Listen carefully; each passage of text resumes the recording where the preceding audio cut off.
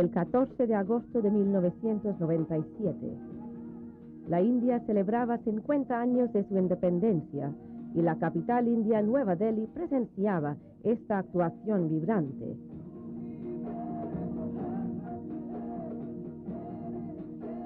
Una oda a la Marcha de la Nación por la Libertad, creada y cantada por A.R. Rahman.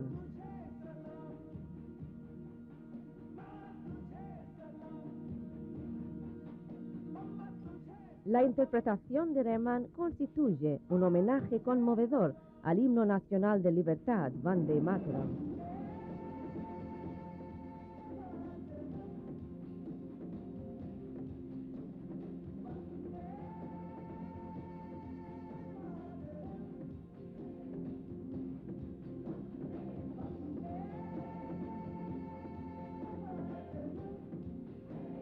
La interpretación en vivo se basa en el video bestseller de música fusionada con una soberbia presentación de las pirotécnicas a base del rayo láser. Millones de personas que la vieron en la televisión o centenares de ellas que llenaron las avenidas alrededor de India Gate, el concierto y el estilo de celebración presentaban una asombrosa fusión del homenaje tradicional con los avances de la cultura contemporánea.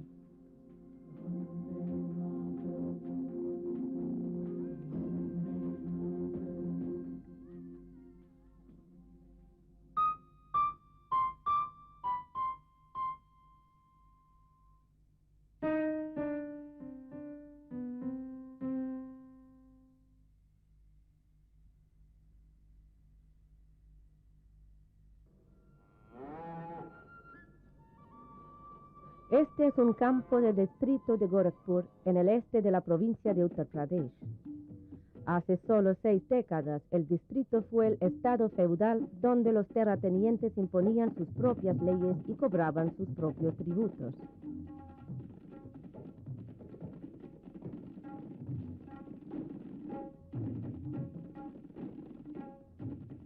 Mandar es el nombre de una tasa que se imponía en los dueños de autos y gramófoni.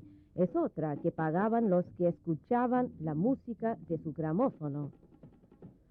Al observar estos dos casos extraños, se formó un comité sobre la abolición del sistema de zamindari terratenientes. El comité preparó un informe en 1952 e hizo una recomendación muy fuerte a favor de abolir el sistema de zamindari. Hoy día Gorakhpur está dividida en 3 distritos y se va a crear pronto el 4 también. Ha desaparecido el zamindar y la segunda revolución verde ha transformado el distrito de una zona infestada de malaria propensa a inundaciones en un conglomerado urbano en mayor crecimiento. Las tiendas de música aquí venden los discos compactos, casetes y aparatos de música más actualizados. Los sociólogos mencionan que en los 50 años desde la independencia, el hecho principal que ha transformado por completo la sociedad rural en la India fue la abolición de zamindari.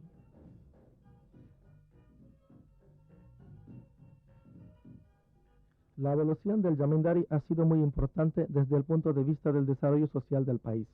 Como consecuencia, vemos que las clases bajas, antiguamente arrendatarias del terreno, se han convertido en dueños del terreno, que los terratenientes han tenido que ceder.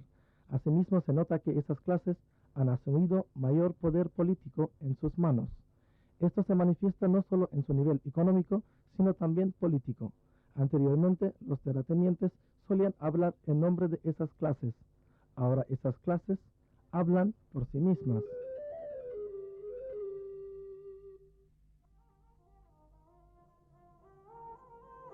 Años después de la independencia, se experimenta la mayor transformación en el orden social, que no había visto ningún cambio en los últimos 2000 años. La estructura tradicional de la sociedad está cambiando de forma extraordinaria.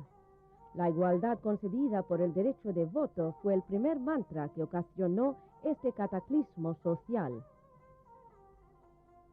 Quizás los cambios más creativos fueran iniciados por el derecho de voto.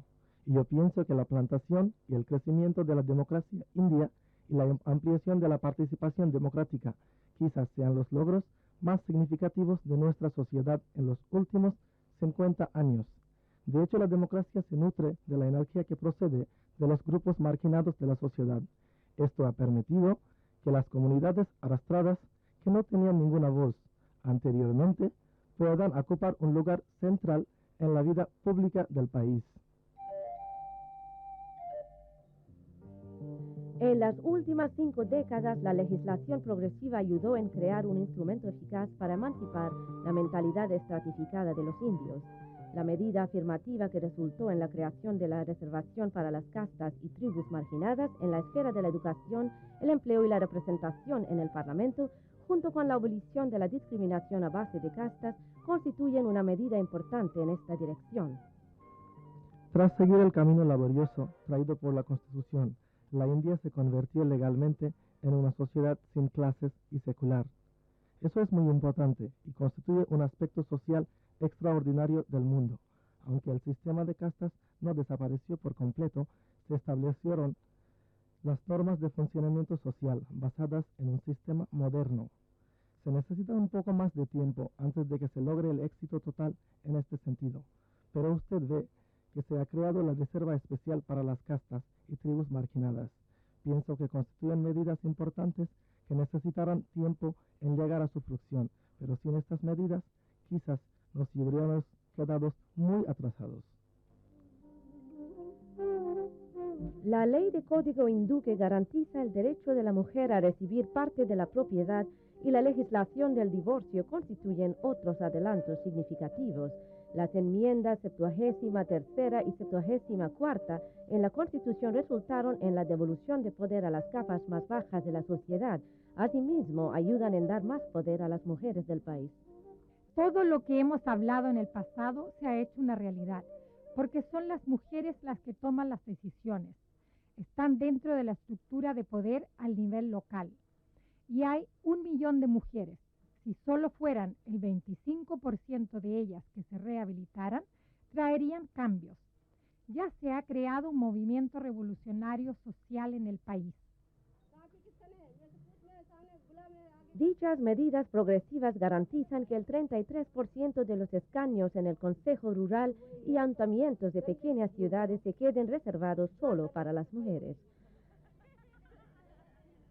Con este apoderamiento, el nuevo liderazgo de mujeres surge en la escena nacional.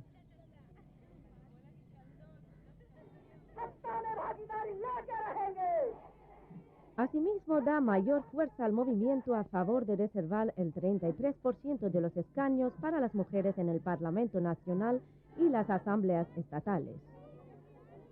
Aunque fuera el 1.3% de las mujeres que desarrollara su rol efectivamente en la política de la India, el foco estaría en los temas de las mujeres.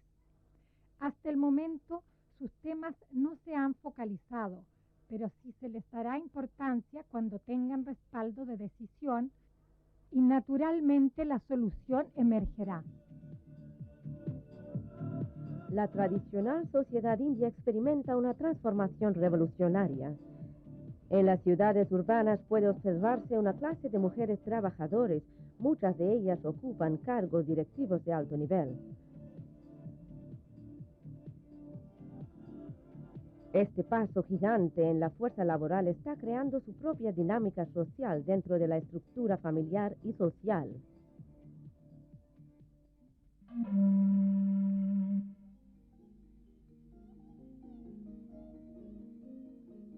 A pesar de que las radicales reformas agrarias nunca se aplicaran plenamente, los esfuerzos realizados por el logro de una sociedad igualitaria dieron impulso al proceso de transformación de la zona rural. Mientras que se aceptaba la libertad en los interiores del entorno rural y se resistía el impacto social del estilo de vida cambiante, fue la Revolución Verde que ocasionó el cambio más profundo en algunas partes del país. Guiados por la obligación de alimentar a sus millones de hambrientos y obligados a buscar la autosuficiencia como ideología nacional, los dirigentes políticos iniciaron la tarea conjuntamente con los científicos agrarios. Esto dio lugar a un enfoque moderno hacia la agricultura y el empleo de las semillas híbridas, y las herramientas manuales y científicas aseguraron que ningún terreno quedara estéril.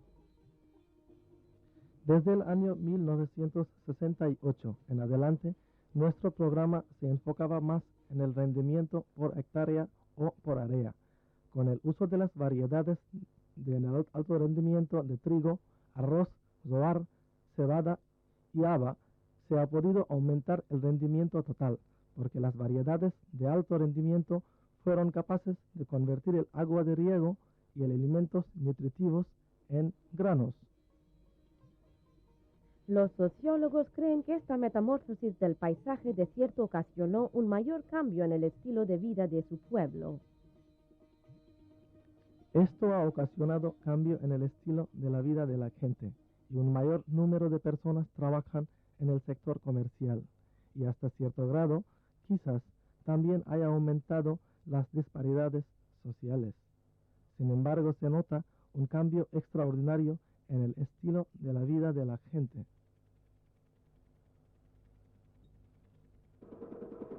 Si la revolución abrió camino de prosperidad para la clase campesina, la nacionalización de los bancos en 1969 resultó en la desencadenación de muchos campesinos del estado perpetuo de adeudo y les ayudó en liberarse de las garras de los terratenientes y prestamistas.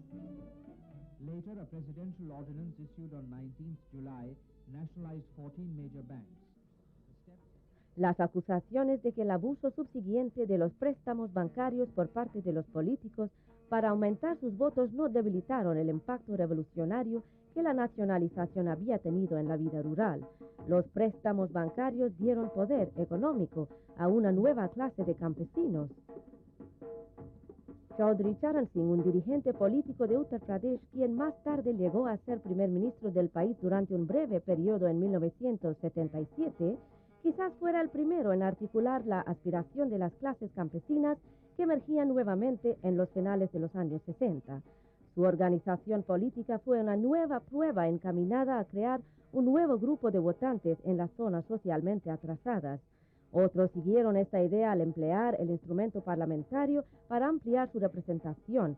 En los años venideros, la clase política en muchos estados de la India del Norte será guiada por quienes lucharan en defensa de su causa social.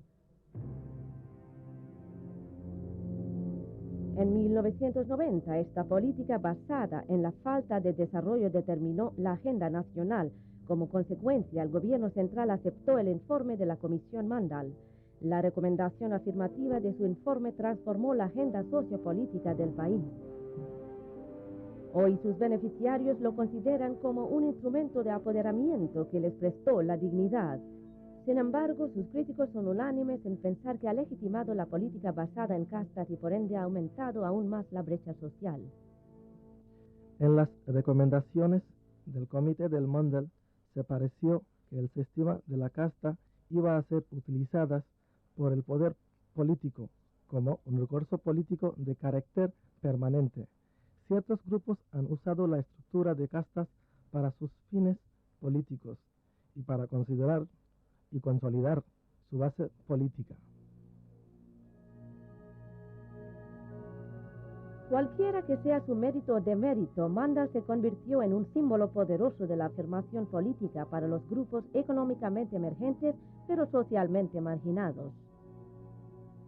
Lo que se nota tras la aplicación de Mandal es que tiene lugar una mayor agitación social, una consideración del poder político en manos de las así llamadas castas atrasadas, quienes de todos modos merecen tener acceso al poder debido a su mayor número y forman una mayoría en la sociedad.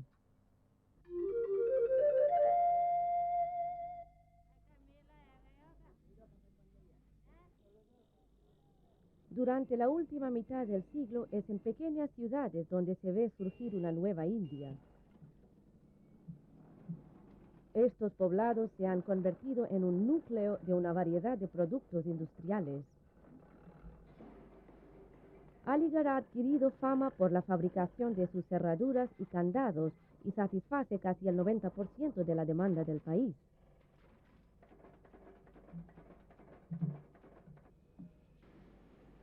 Cerca de Gurgaon, en Haryana, se fabrican casi el 30% de las bicicletas que el país necesita. Sin embargo, en lugares donde se nota un sentido de prosperidad en estos poblados, también se ve un crecimiento no planeado. La mayoría de los emigrantes procedentes de los pueblos rurales siguen entrando en las grandes ciudades. Las pequeñas ciudades representan la transformación rápida de la India, ocasionando un reajuste en la ecuación rural-urbana. Vamos a pasar de Delhi a Dehradun, y en el camino usted pasa por Meerut, Muzaffarnagar, Moradabad, en varias otras ciudades. Y todas estas pequeñas ciudades forman parte del proceso de una urbanización continua. La gente de pueblo encuentra trabajos en estas pequeñas ciudades. Hay muchas personas que venden artículos y se dedican en varios otros comercios. Como resultado, hay un crecimiento muy rápido de estas pequeñas ciudades.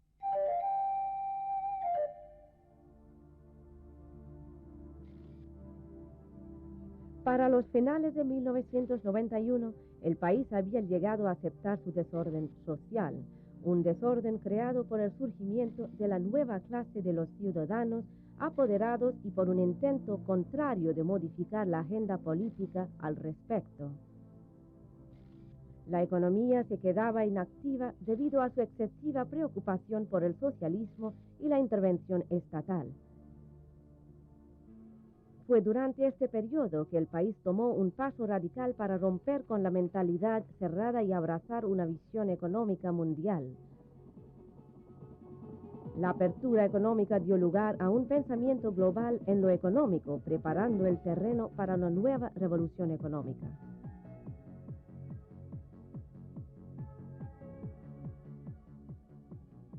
Esto coincidió con el crecimiento de la industria de telecomunicación en el país y el advenimiento de la televisión vía satélite.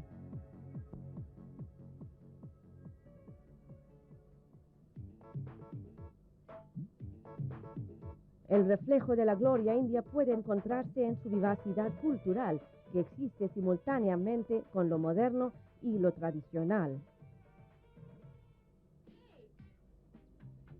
Se cría una nueva raza de indios aficionados al canal televisivo de música que se nutre de la música pop.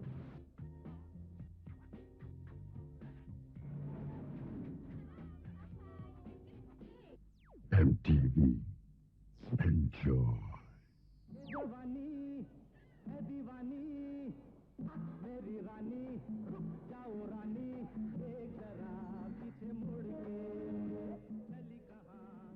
Pero la influencia local es tan fuerte que la MTV ha tenido que reformularse para seguir su diálogo con la juventud india. Ellos vinieron, observaron el mercado, están solo siguiendo lo que es un proceso aceptado, es hacer la gente feliz. Estamos aquí para que la gente sean felices. Lo que ellos demandan, tocamos, y no viceversa. Pero al fin, el cliente es el rey, y eso es la política. Lo que ellos quieren escuchar, tocamos. La opinión de este canal refleja de manera realista las prácticas de un pueblo que se asciende en la escala social en las ciudades urbanas.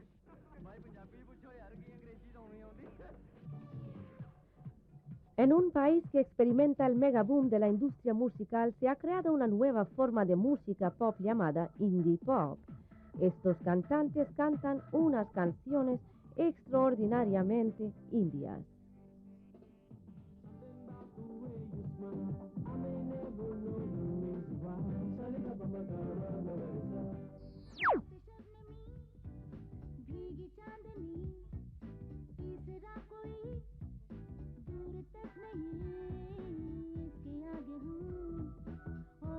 Esta canción pop la canta Asha Bhosle, una cantante legendaria de 64 años, quien se estableció a sí misma cantando canciones durante las últimas 4 décadas para las películas de indie.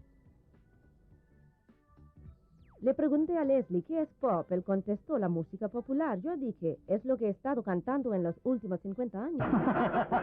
Enjoy.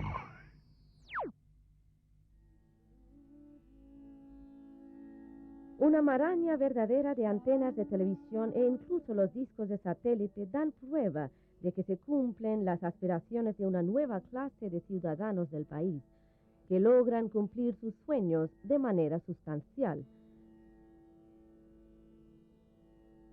La nueva alta clase media expuesta al sistema de valores mundiales no está desprovista de su propia tradición.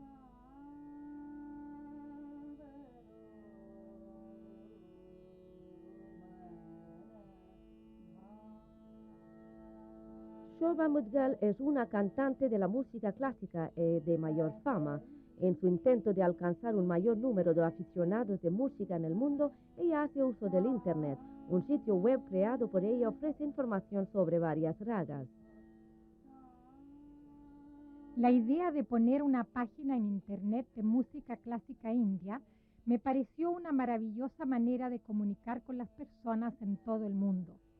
Y lo otro que vi en Internet es que hay muy poca información en música clásica india por personas que están verdaderamente practicando ese arte.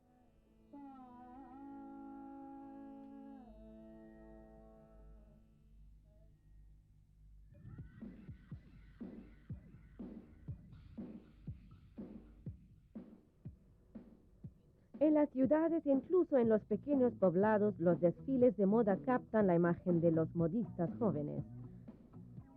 Ellos transforman la tela y emplean los motivos y artes tradicionales para crear un look moderno. Estos modistas hacen uso del ciberespacio para alcanzar a sus clientes en el mundo entero. La página web que estamos haciendo es una ventana de demostración. Para la ropa india tenemos una gran respuesta. Tenemos a muchas personas suscribiéndose y escribiendo para querer saber más. Estamos siempre cambiando el estilo y tratando de renovar la moda india. Queremos que las personas sepan lo que está sucediendo en la industria de la moda en India. En restaurantes y hoteles de 5 estrellas, los clientes hacen uso de cibercafés para pasar tiempo y para comunicarse con el resto del mundo a través del Internet.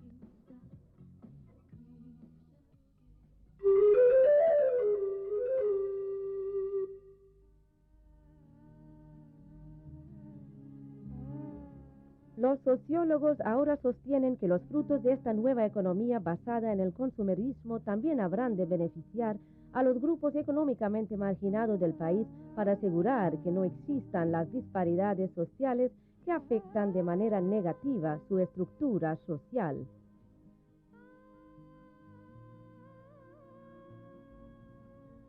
El mayor desafío que se presenta en la sociedad india es la brecha entre las diferentes capas de la sociedad india.